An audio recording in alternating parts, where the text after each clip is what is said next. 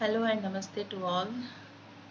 Hi, this is Aadish Namrata और मैं आज आपको गुड़ के बारे में बताने जा रही हूँ। गुड़, मालूम है मुझे कि बहुत सारे लोग अभी इसे इस्तेमाल नहीं करते हैं, लेकिन जब आप इसके गुणों के बारे में जानेंगे तो शायद आप अपने किचन से चीनी को रिप्लेस करके गुड़ को इस्तेमाल करना शुरू कर देंगे। गुड़ में बहुत ही अच्छी मात्रा में आयरन और फास्फोरस होता है, जो अभी कोरोना के टाइम पर हमारे सेहत के लिए बहुत ही ज़्यादा फायदेमंद है। चीनी भी गन्ने के रस से बनता है, गन्ने का रस भी गन्ने से बनता है और ये गुड़ भी गन्ने के रस से ही बनता है। मगर इस तीनों में बहुत सारी जो क्वालिटीज़ के डिफरेंसेस हैं। चीनी, अगर हम 1 चम्मच चीनी खाते हैं तो इसे पचाने के लिए हमारे शरीर को उतनी ही मेहनत करनी पड़ती है जितना 1 गिलास ठंडा पानी पीने के बाद हमारे शरीर के तापमान को फिर से अपने तापमान में आने के लिए मेहनत करनी पड़ती है। चीनी से हमें सिर्फ कैलोरी मिलती है, फास्फोरस की कमी हो जाती है क्योंकि जब उसे प्रोसेस्ड किया जाता है शुगर बनाने के लिए तो उस टाइम पर उससे पूरी फास्फोरस जो है वो निकल जाती है। लेकिन गुड़ जो है वो बहुत ही नेचुरल फॉर्म से बनता है। और एक और चीज़ याद रखें कि गुड़ जब भी खरीदें आप तो सफ़ेद गुड़ की जगह पर आप जो तांबे के कलर की गुड़ होती है ना, ब्राउन, डार्क ब्राउन, वैसे गुड़ का इस्तेमाल करें।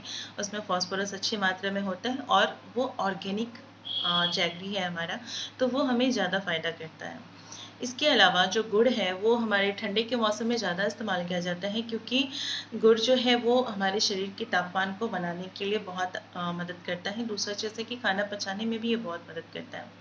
इसके अलावा जो गुड़ की क्वालिटीज़ है वो ये है कि आप 1 दिन के बच्चे को भी ये गुड़ खिला सकते हैं।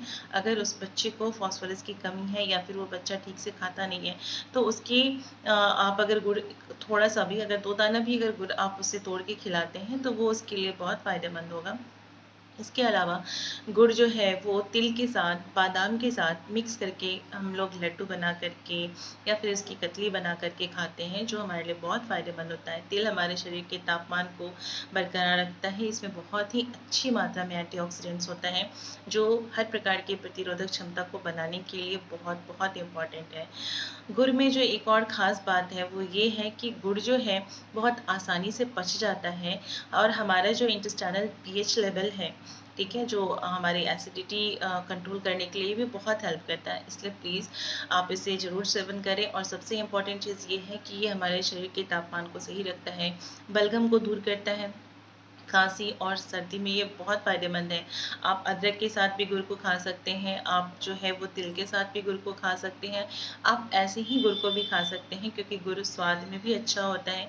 और अगर आप गुड़ नहीं खा पा रहे हों तो आप उसकी जगह पर शहद का इस्तेमाल करें, मगर चीनी का इस्तेमाल कम करें। ये सिर्फ़ और सिर्फ कैलोरी देगा, इसके अलावा आपको कुछ नहीं देगा।